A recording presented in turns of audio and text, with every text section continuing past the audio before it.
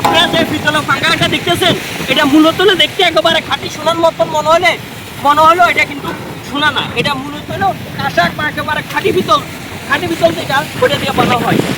এগুলো মূলত হচ্ছে আগে চীন জাপান থেকে বাংলাদেশের এই সমস্ত যত জাহাজ আছে ওগুলাতে অর্ডার দিয়ে নিয়ে আসতে হয়, কিংবা এখন ঢাকা কেরানীগঞ্জ জিঞ্জিরাতে বানাইতে পারতেছে। তো এটা মূলত হলো একেবারে খাঁটি পিতল। তো এই পাঙ্গাটার ওয়েট প্রায় 400 কেজি।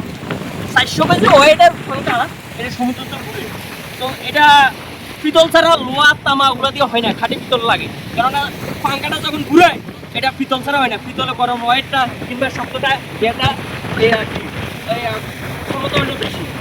তো মূলত হচ্ছে দেখেন এই পাঙ্গাগুলোতে বানায় যে সমস্ত বা কেরানীগঞ্জের ছোটো ছোটো কারখানাতে এই সমস্ত, আমি মনে করি যে শুধু তারা যাদের পাঙ্গা বানায় না, তারা আমি এমনও দেখছি যে বিমানের ফার্স্ট পর্যন্ত তৈরি করে।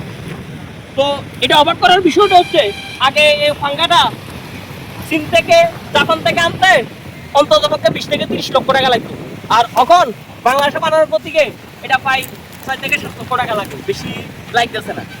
তো অবাক করার বিষয়টা হচ্ছে এই 400 কেজি পাঙ্গা, এই একটা জাহাজ পাঙ্গা এটা এই আর কি ঘুরাই প্রতিকে এটা মূলত হচ্ছে শক্তিটা পায়।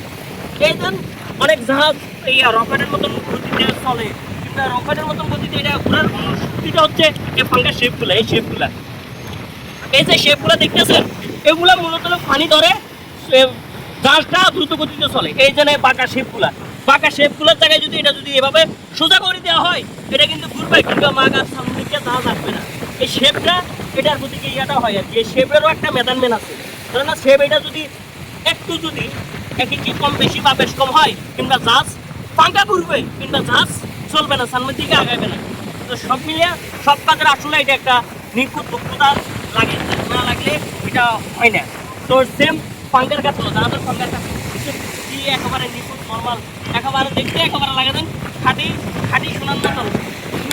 সত্যিকারে এটা কোনো সোনা না, এটা একেবারে খাঁটি পিতল ছাড়া এটা হয় না।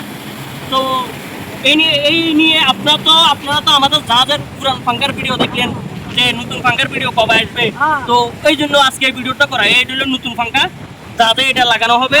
তো আরো আপনাদেরকে এরকম নতুন পাঙ্গার ইন্টারেস্টিং আনকমন ভিডিওটা তুলে ধরবো, যেন কিছু আপনারা যেমন অজানা তথ্যগুলো যেন জানতে পারেন, এই জন্য আর কি।